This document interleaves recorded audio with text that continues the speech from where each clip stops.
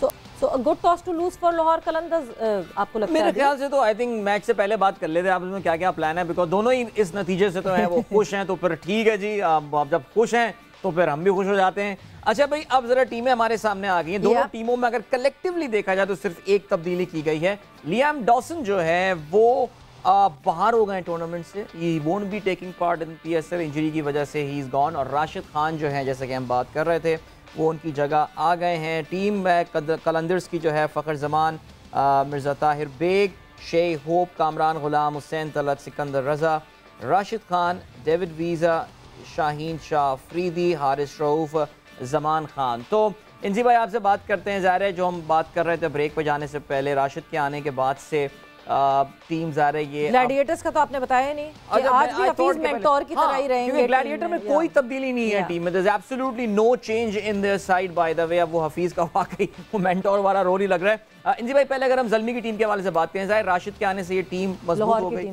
Sorry Lahore की team.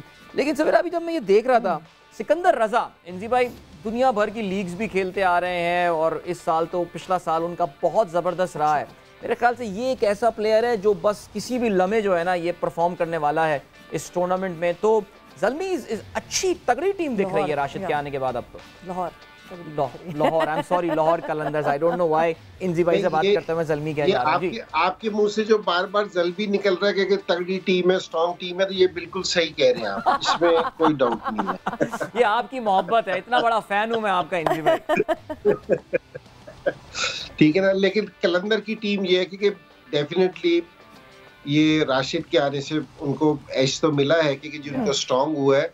लेकिन एक बात मैं आपसे और कहूँगा कि देखिए शाहीन की, जो मैं अभी इसकी कैप्टनसी की बात कर रहा था कि जी इसको अच्छा लग रहा है, देखो उसने क्या कहा है कि जी हालांकि क्रिकेट की सेंस ये नहीं कहती कि जी जहाँ अगर बॉल कराची में मैचेस हो रहे हैं, हमें दिख रहा है कि जी बॉल इतना वेट हो रहा है कि जी बॉलर्स के लिए मुश्किल है, आपके फास्ट बॉलर्स है, आपको रिवर्स स्विंग नहीं मिलेगा, राशिद ये रिस्ट स्पिनर है, ये फिंगर की जी राइट आर्म स्पिन करता है, इसके लिए ग्रिप करना मुश्किल होगा।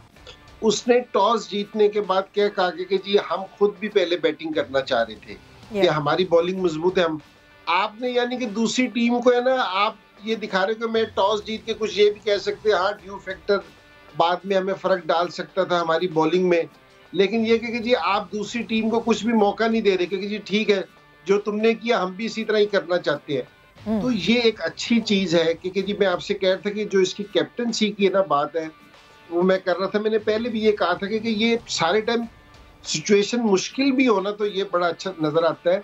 तो इनको ये T20 में मिसबा ने कप्तानी कर रखी है, तो हम है ना कॉम्बिनेशन की बात करते रहते हैं सारे टाइम, लेकिन कप्तानी का बहुत मेन रोल है यहाँ, बहुत स्मार्ट कप्तान होना पड़ता है T20 में क्योंकि जी आपको डिसीजन बड़े जल्दी लेने पड़ते हैं। आप है ना बास टाइम इस तरह के बॉलर से बॉल करवा देते हैं कि दूसरे से आप तवक्को नहीं कर रहे होते। तो ये कप्तानी है ना बहुत ज्यादा मैटर करती है इस चीज में, जिसका ना मैं कह रहा हूँ कि लाहौर को थोड़ा सा एडवांटेज है कि जी ये परेशान भी नहीं होता और ये कि ये डिसीजन भी मौके पे लेता है। बिल्कुल मिसबा, अगर मैं कोयटा ग्लैडिएटर्स की बात करती हूँ, देखें एक चीज़ तो हम सब उस पर अग्री करते हैं कि they need to sort their batting order. उनको पता होना चाहिए कि क्या कौन बैटिंग करने आएगा और क्या ऑर्डर होगा, बिकॉज इतनी शफलिंग बैटिंग में वो एक वजह ज़रूर है कोयटा ग्लैडिएटर्स की इस कन्फ्यूजन को जो दिख रही है हमें सामने। बट दूसरी तरफ जब मैं बॉलिंग की बात करती हूँ कोयटा ग्लैडिएटर्स की, Naseem is responding, Hasnain is responding, the most important player जो कोयटा ग्लैडिएटर्स की जीत में बार बार हमें सामने दिखा, दैट्स मोहम्मद नवाज़। और नवाज जो है वो थोड़ा सा ऑफ कलर आजकल दिख रहे हैं, जो कि ठीक है रन्स पड़ जाते हैं, हो जाता है, मगर नवाज एक बहुत इंपॉर्टेंट फैक्टर है कोयटा ग्लैडिएटर्स की तरफ से। आपको और कोई चीज़ लगती है जो कोयटा ग्लैडिएटर्स को आज तब्दील करनी पड़ेगी, बिकॉज वही वक्त कम है, अचानक ऊपर तले मैचेस हो रहे हैं?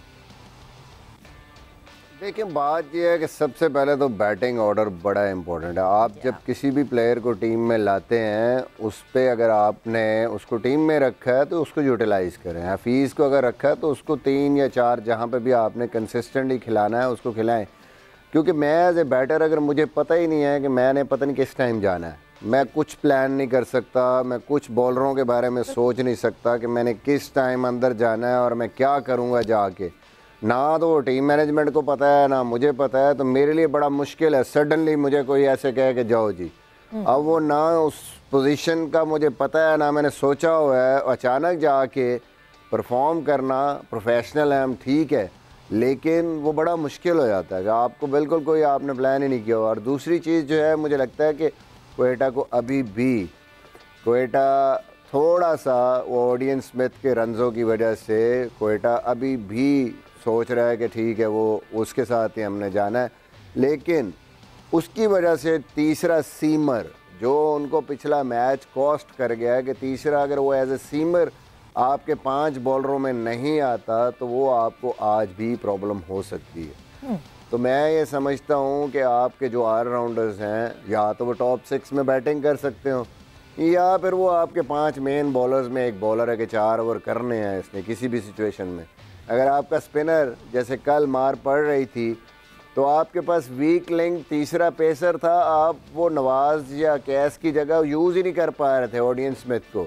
लिमिटेड आपके पास ऑप्शन रह गई, सिर्फ नसीम और हसनैन, उनके 2 ओवर, तो आप समझ नहीं पा रहे थे कि कहाँ प्रेशर डालना है इनको, कहाँ बॉलिंग करानी है। तो मुझे लगता है क्वेटा को थोड़ा सा ये भी मुश्किल होगी कहीं ना कहीं, या तो ऑडियन स्मिथ को अच्छी बॉलिंग करनी पड़ेगी या फिर हफीज़ को ज़्यादा यूटिलाइज़ करना पड़ेगा। और आज पहली अगर उनकी बॉलिंग है तो ये कर सकते हैं Sarfaraz. Miss bar did they miss the trick? Iftikhar से भी तो बॉलिंग करा सकते थे जब आपको पता है कि एक प्लेयर जिसका दिन नहीं अच्छा चल रहा, एक्सपेंसिव है वो, तो इफ्तिखार भी तो थे ना option. Did they miss that trick too? जी बिल्कुल, वो भी ऑप्शन है, लेकिन कई दफ़ा होता क्या है कि कप्तान भी मुश्किल में आ जाता है। अगर हम आप देखें तो उस टाइम पे दोनों डिस्ट्रक्टिव किस्म के बैट्समैन खड़े थे, नीशम बॉल नहीं रोक रहे थे, जो भी उनको अंदर बॉल आ रहा था लेग स्पिनर या लेफ्ट आर्म स्पिनर का, पहली बॉल से उसने चार्ज कर दिया नवाज पे। और दूसरी तरफ से पावल जो है वो बिल्कुल हफीज़ को 2 बॉलें खेला और उसने कुछ, और वो बड़ा ख़तरनाक प्लेयर है। अगर ऑफ स्पिनर कोई भी उसके सामने लगेगा तो वो चांस तो है आपके पास एक आउटसाइड चांस कि वो ऐसा प्लेयर है 2-3 छक्के मार के मैच वहाँ पे ख़त्म कर सकते। तो मुझे लगता है ये थोड़ा सा था सरफराज के जहन में, हफीज़ को 1 ओवर के बाद उसने चेंज कर दिया। बट जब आपकी जो पीछे ऑप्शन है वो उस तरीके से ऑडियंस पे बॉल नहीं कर रहा, तो मुझे लगता है कि उस टाइम पे हफीज़ या even Iftikhar could have been a better choice के जिस पे आप गैम्बल करते हो उस टाइम पे विकेट लेने के लिए।